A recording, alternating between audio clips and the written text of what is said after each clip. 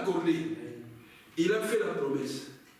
Tout lien que foulera la plante de vos pieds, je vous les donne. Alléluia. Amen.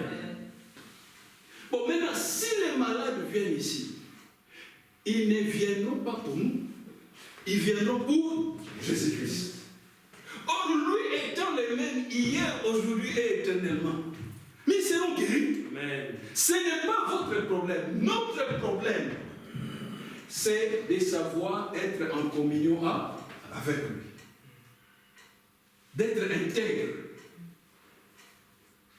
Certains, non. Ils mènent une vie digne de l'évangile. D'accord. Mais la nuit, pourquoi tu regardes des films pornographiques? Tu ne sais pas que ça détruit ta foi? Pourquoi tu regardes ça? Nous pouvons monter un peu en hauteur. D'autres,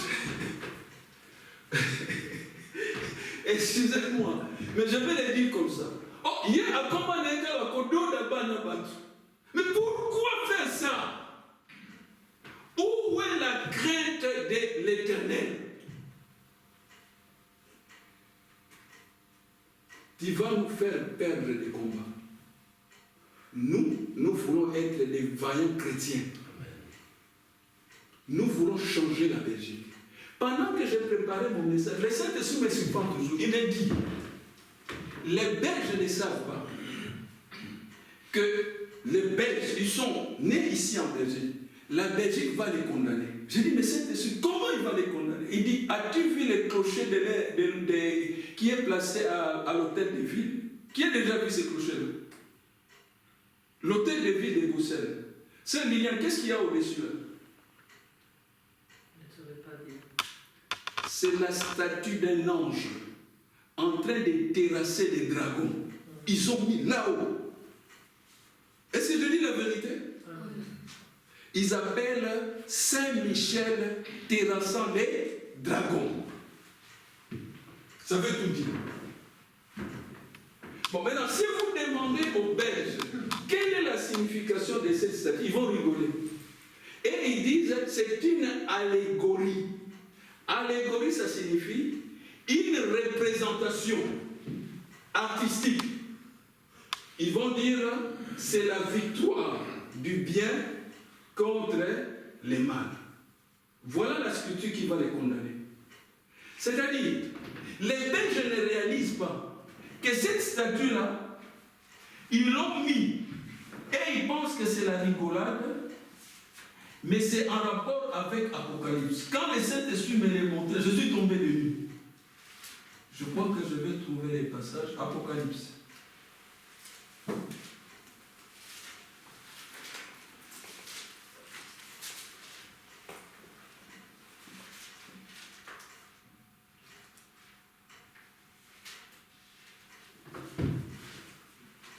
Excusez, je vais trouver dans mes notes.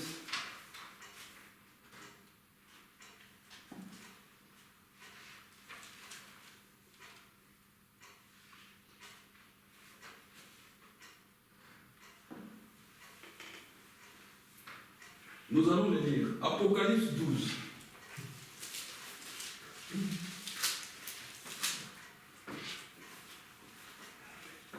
À partir du verset 7. Vous y êtes? Allons-y. Et il y eut guerre dans les ciels. Michel et ses anges combattirent contre les dragons. Est-ce que j'ai raison? Amen. Continuons. Et les dragons et ses anges combattirent. Mais ils ne firent pas les plus forts et leur place ne fut plus trouvée dans les ciels. Et il fit précipiter qui? Les grands dragons, les serpents anciens, appelés les diables et Satan, celui qui séduit toute la terre, et il fit précipiter sur la terre, et ses anges firent précipiter avec. Est-ce que j'ai raison? Amen. Le Saint-Esprit a toujours raison. Je suis tombé de lui. Il m'a dit, voilà l'histoire qui va les condamner.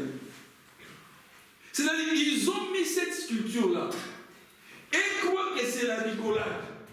Mais la Belgique est bâtie sur la parole de Dieu. Les symboles même de la ville de Bruxelles, c'est ça. C'est-à-dire l'ange Michel terrassant les dragons. Mais ils ne veulent pas croire à la parole de Dieu. Pourquoi? L'Union européenne les a aveuglés.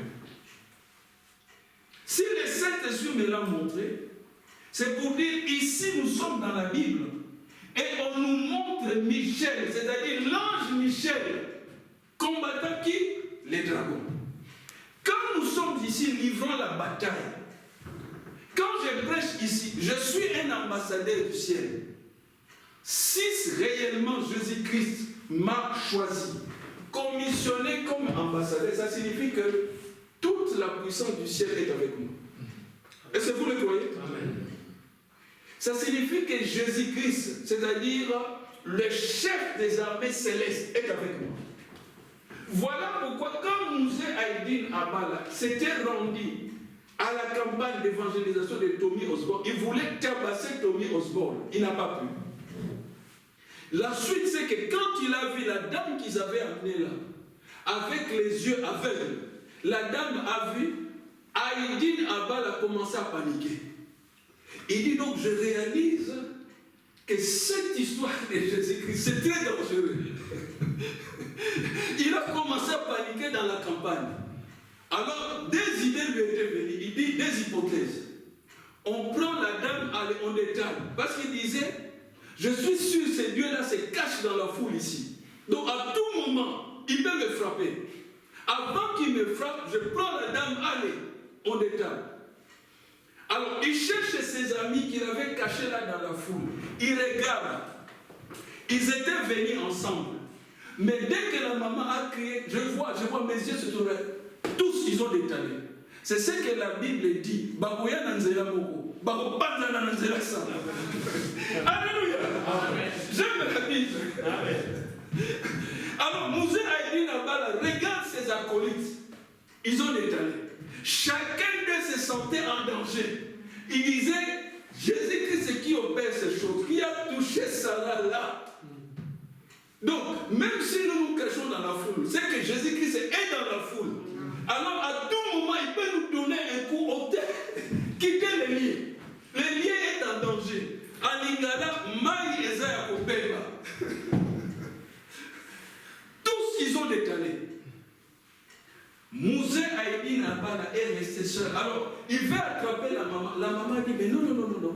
Tu ne peux pas me l'amener comme ça. J'ai fait 3 ans aveugle. Il dit, moi j'attends à ce que je monte là. Je dois témoigner de la grandeur de Dieu. Mouzé Aïdine était foutu. Il dit, il fait tirer la maman. La maman dit, mais non, tu me laisses. Moi je dois témoigner la gloire de ces dieux-là. Les témoignages, c'est Mouzé Aïdine Abala lui-même qui les raconte. Alors il dit, lui aussi, quand il a regardé ses acolytes n'étaient pas là, il se sentait de plus en plus en danger. Il disait, c'est Jésus-Christ là qui fait voir les aveugles, marcher les paralytiques. Donc à tout moment, il se me donnait un coup, je serais mort ici. Autant quitter les liens, Maïsa Akobeba. Alléluia. C'est ce que les démons feront. Si Jésus-Christ entre en scène ici, les démons n'auraient pas d'autre possibilité d'étaler. Alléluia. C'est ce que nous voulons voir dans cette assemblée. Nous combattons pour cela. Vous voyez? Il a étalé. Arrivé dans sa maison, lui-même la pensée lui revient. Il dit, c'est Jésus qui était partout là dans la foule. Je suis sûr qu'il m'a suivi même à la maison. Alors il trouve une stratégie. Il dit, toute la nuit je ne vais pas dormir. Parce que si je dors, quand je vais fermer les yeux, il viendra court. Il est resté éveillé toute la nuit. Alors il dit, je n'ai pas de choix. Toute la nuit, il ne faisait que pleurer. Il a commencé à demander pardon pour tous ses péchés. Même quand il avait l'âge de 7 ans, il se souvenait, il disait, pourvu qu'il me pardonne, je dois mettre ma vie en ordre. Parce qu'à tout moment, Jésus-Christ se cache dans l'invisible. Il peut toujours me donner un coup. Il a continué à pleurer toute toute la nuit, jusqu'au matin, une idée lui est venue que la personne qui voulait tabasser, Tommy Osborne, celui qui détient la solution, il est retourné le lendemain à la campagne de Tommy Osborne. Dès qu'on a annoncé l'entrée d'Osborne, Osborne voulait commencer à prêcher, lui lève la main. Il dit non, moi j'en ai assez.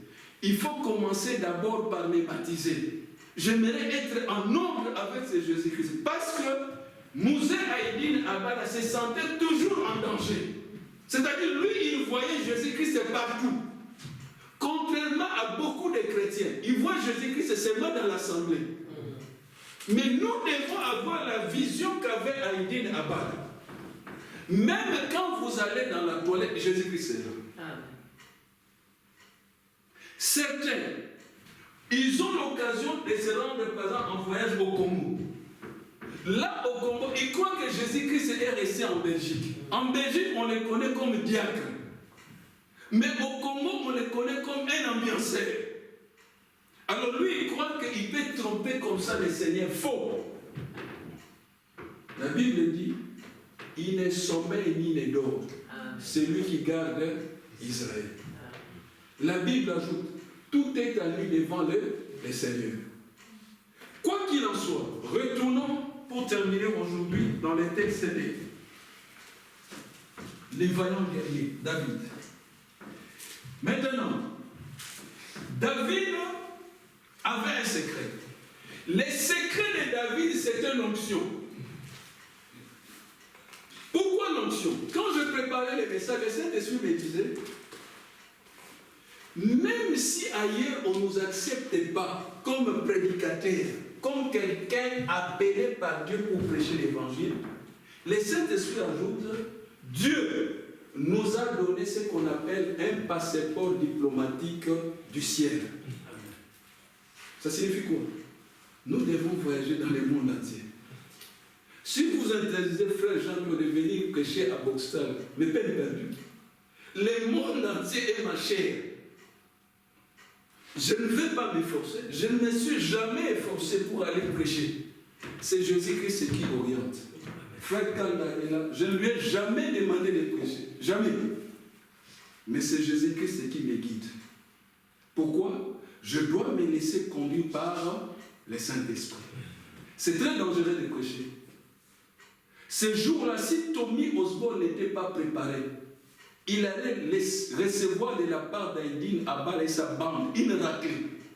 Parce qu'il se disait, voilà.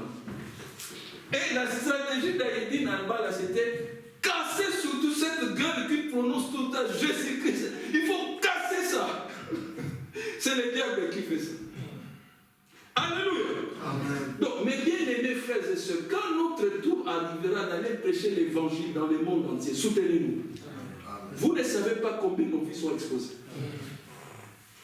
Ce n'est pas seulement on nous menace pour nous casser les mâchoires, mais il y a aussi les démons qui nous attendent au tournant. Ils disent causez toujours. Tant que vous êtes en Jésus-Christ, moi, na c'est là. Mais ceux qui ont bibi kuna, film ou opposé, ils ont un âge de. Parce que quand Satan tient sa vélo, non, la sœur Sarah maintenant est guérie. Appelez mon conseil. Bon, qui a fait ça? Ah non, c'était dans l'assemblée des conseils. Qui prêche là-bas? Au frère Kanda, frère Jean. En bon. Au Sarah. Tant qu'ils sont derrière leur Seigneur, laissez-les. Mais les jours où ils commettront une erreur, ils vont recevoir une raclée. Alléluia. Amen. C'est Satan qui dit ça. Ce n'est pas seulement Satan. Je vous avais dit, les Belges ne nous aiment pas. Quand eux, sous l'influence satanique, ils disent tout le monde doit dire homosexualité, répondez Amen. Nous on dit non. Qui a dit ça? Bon. Donc vous avez quitté l'Afrique pour contredire les lois du royaume. Mais on peut même fermer cette assemblée. Nous avions besoin de la puissance du Saint-Esprit. Si vous doutez de ça, Étienne avait la puissance du Saint-Esprit. La Bible dit qu'il menait une vie remplie du Saint-Esprit. Ils l'ont tué avec des grosses pierres comme ça. C'est ça les combats. Ne pensez pas que parce que Dieu nous a donné le Saint-Esprit, nous serons épargnés. Faux! Ils nous tendront toujours des pièges. Jésus-Christ a dit ceci: vous aurez des tribulations dans le monde. Mais prenez courage. J'ai vaincu le monde. Nous sommes dans un combat. Si ce ne sont pas les Belges, vous êtes célibataire comme mon frère Luc, comme je l'ai dit. Mais quand vous allez vous marier dans votre propre maison, bataille. Alléluia. Amen. Il y a de ces femmes-là. Non, mon père est beaucoup sacré dans la porte. Ce qui est en matin, oh, mais ça c'est quelle prédication? Les combats est partout. C'est-à-dire Satan nous attaque. Et Satan peut utiliser n'importe qui. Goliath, ce n'est pas seulement les autres. Votre propre chair, c'est un Goliath.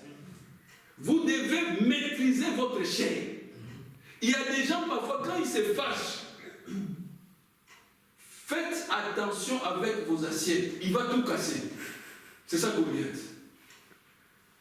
Frère Branham disait, les pires ennemis de Branham, c'est d'abord Branham lui-même. Chacun d'entre nous, son premier ennemi, c'est votre propre chair. Parce que la chair ne veut pas se soumettre à l'évangile. Mais David avait un secret. Quel était le secret? C'était l'onction. Quelle était l'onction? Samuel avait versé sur sa tête l'huile d'onction. C'est-à-dire, David n'était pas n'importe qui. C'était un élu de Dieu. C'est Dieu lui-même qui l'avait choisi. Saoul, la même chose. Ce n'était pas Dieu qui avait choisi Saoul, mais c'est le peuple. Mais Dieu avait agréé, on lui a versé l'huile. Mais la Bible dit, avec les rêves qu'il avait commis, en écoutant le peuple, la Bible dit, Dieu s'est retiré de Saoul. Si Dieu se retire de cette assemblée, nous sommes foutus. Ça deviendra un club. Si Jésus-Christ quitte notre assemblée, voilà pourquoi parfois Frère Kanda crie, nous demande, les sœurs, les frères, de bien nous comporter, de bien nous habiller. Pourquoi? Il ne veut pas que Jésus-Christ nous quitte. Certaines assemblées, vous les attendrez toujours. Oh, Yesu Azali, Azalité. Pourquoi Azalité? Frère Branham vous dira, si Dieu est avec nous, où sont les miracles? Oh non, Barouba comme un miracle. Mais oui! Parce que là où Dieu se trouve, il y a toujours des miracles. Amen. Ça ne peut pas manquer. Amen. Ne me dites pas surtout qu'il ne fait pas de miracles en termes d'argent. Non. Puisque nous avions nous tous un carnet de chèques en blanc. Question. Pourquoi vous ne les remplissez pas? Voici la réponse du Saint-Esprit. Parce que vous n'y croyez pas. Vous l'avez, mais vous ne l'utilisez pas. Alléluia. Amen. Nous voulons que cette assemblée soit une assemblée de puissance, pas une assemblée de blabla. Il y a trop de prédicateurs blabla.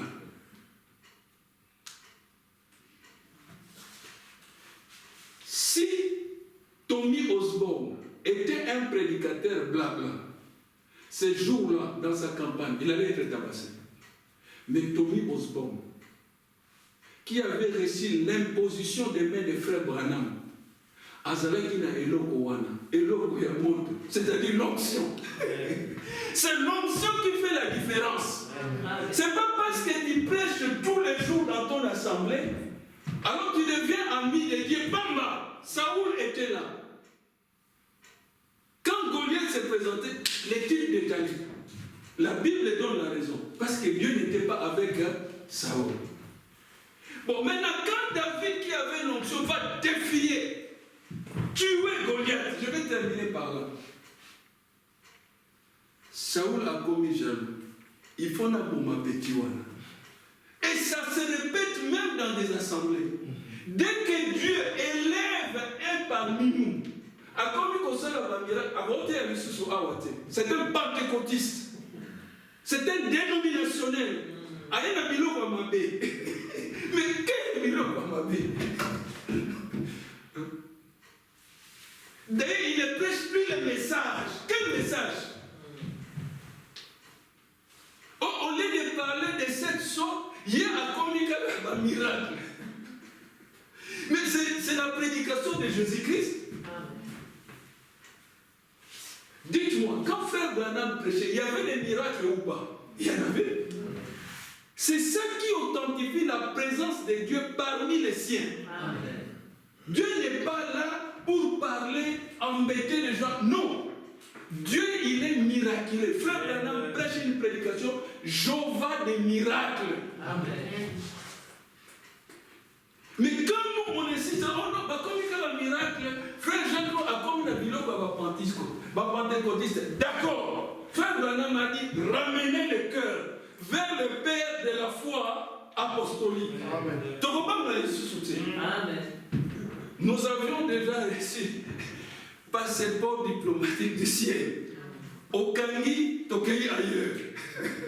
Alléluia. Moutouté abangisa kuninga. Ou bien Osana eloko wana, ou bien Osana moté. Quelle eloko? L'onction. C'est l'onction qui a fait la différence entre Saül et David. Un petit enfant. Alors Saül va venir avec ses prédications. Oh, petit Kamata va prédication. Quelle prédication? Des prédications faibles. Incapables de faire fuir les démons. On a ça dans ma biloko. Quel biloko? 25 ans de prédication déconvertis. Mais ça, c'est quel genre de prédication? Qui t'a mandaté? Ce sont des choses qu'on ne voulait pas dire, mais ça énerve Jésus-Christ. Jésus-Christ se fait une église puissante. Amen. Tous les jours, miracle sur miracle. Amen. C'est comme ça que cette petite assemblée va envahir la Belgique. Jésus-Christ veut que les symboles placés sur la tour là, de l'hôtel de ville soient réels dans cette assemblée. Amen. Pourquoi?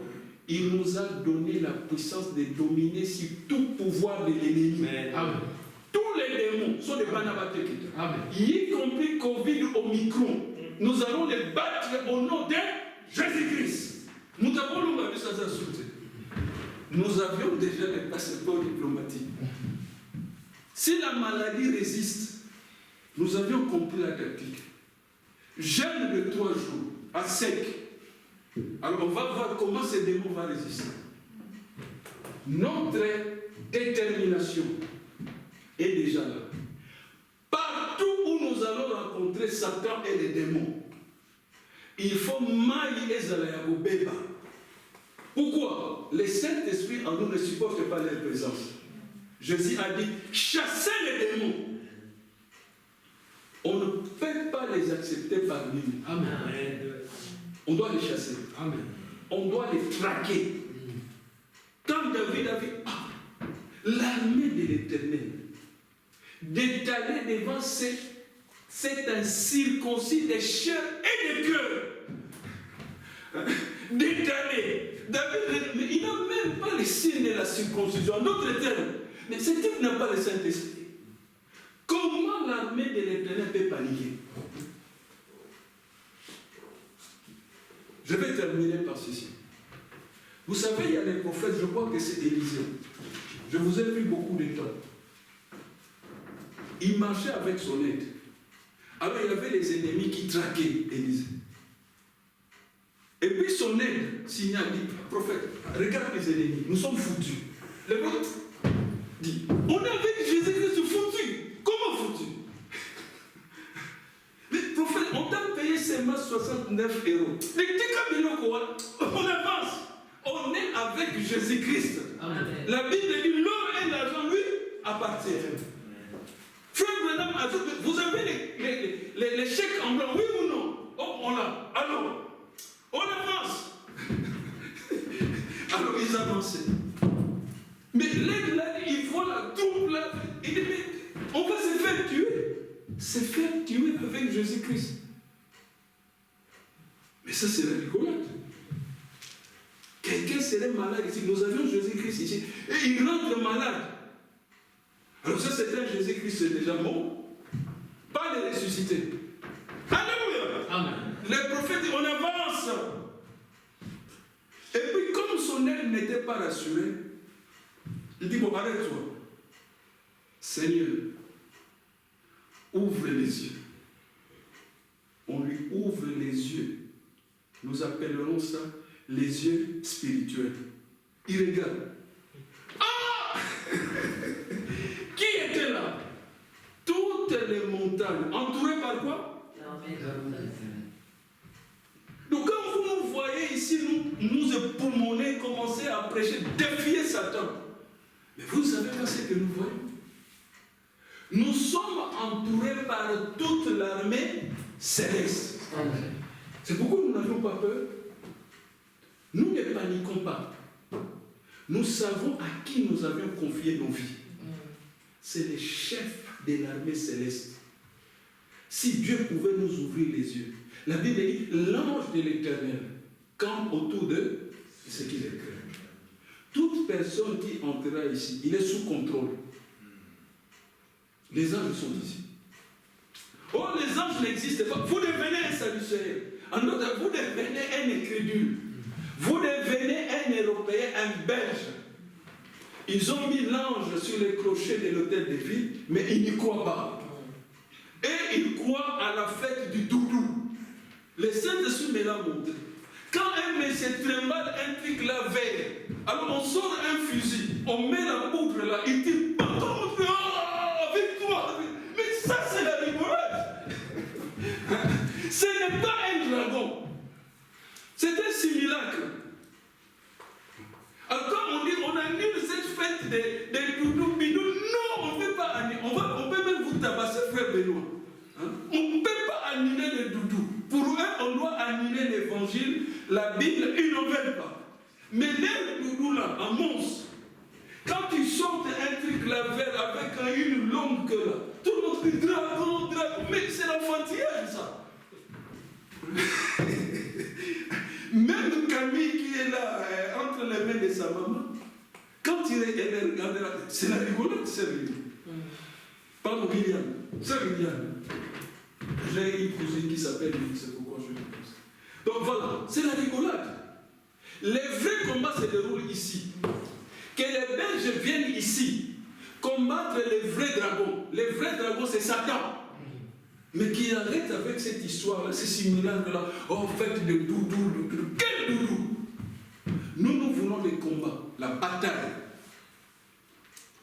contre Satan et ses démons. Je termine par ces cantiques. Excusez-moi, je vous ai pris beaucoup de temps. Aujourd'hui, je m'arrête là. Que Dieu vous bénisse. Amen.